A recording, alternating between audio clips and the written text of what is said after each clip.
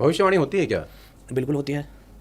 मतलब मैं थोड़ा उत्सुक हूँ जानने के लिए कि जैसे बड़े बड़े हादसे हो जाते हैं, जैसे हो गया तो बहुत सारे लोग बोल रहे हैं भी पहले बता देते अगर इतनी ताकत इतनी क्षमता किसी के अंदर है तो ये चीज़ें रुक जाती टाइप्स कहानी। और भविष्यवाणी के नाम पे बहुत सारे लोग अपना दुकान भी चलाते हैं। जो क्या है कि जिनके पास ज्ञान नहीं है वो दुकान चलाते हैं, और जिनके पास बहुत ज्ञान है वो गुप्त रूप से अपने ज्ञान को और बढ़ाते हैं। कि ब्रह्मास्त्र छोटे से युद्ध पे नहीं छोड़ा जाएगा ना।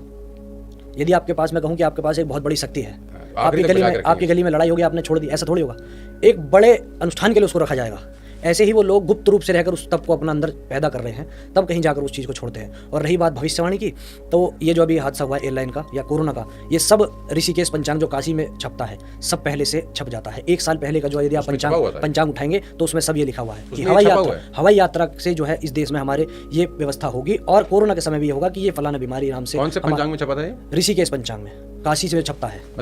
कुछ तो गूढ़ रहस्य है, क्योंकि जिस दिन क्रैश हुआ ना, उस दिन सवेरे के न्यूज़पेपर में एक कंपनी अमूल थी, पता नहीं क्या नाम था, शायद मुझे जहाँ तक याद नहीं आ रहा अभी, कोई कंपनी का ऐड था जिसमें वो प्लेन, इंडियन एयरलाइंस का ही प्लेन, क्या कहते हैं, एक बिल्डिंग से क्या कहते हैं, जैसा क्रैश के बाद उसकी अवस्था थी वैसा ही ऐड में दिखाया सवेरे न्यूज़पेपर में, फ्रंट पेज पे वैसा क्या कहते हैं, एज इट इज़ ऐड था।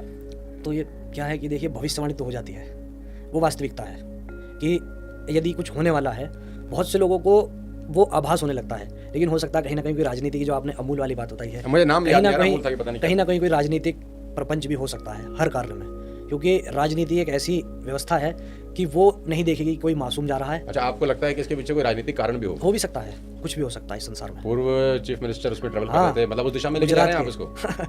नहीं, जैसा आपने भी कहा कि ऐसा कुछ, लेकिन मैं तो उस मार्ग का हूं, तो मैं भविष्यवाणी के लिए आपसे कह रहा हूं कि भविष्यवाणी वाली बात बिल्कुल सत्य है, वो होती है और वो करते हैं विद्वान लोग। यदि आपको देखना हो, सटीक होती है, बिल्कुल सटीक होती है, एज इट इज वो बता देते हैं उसमें पंचांग में। लेकिन क्या है ना कि 20-50 रुपए के पंचांग पे कोई भरोसा नहीं करता। मानते तब है जब चीज हाथ से निकल जाती है, तब कहते हैं। हर व्यक्ति भगवान की शरण में तब जाता है जब वो अपने से पूरा जोर लगा देता है।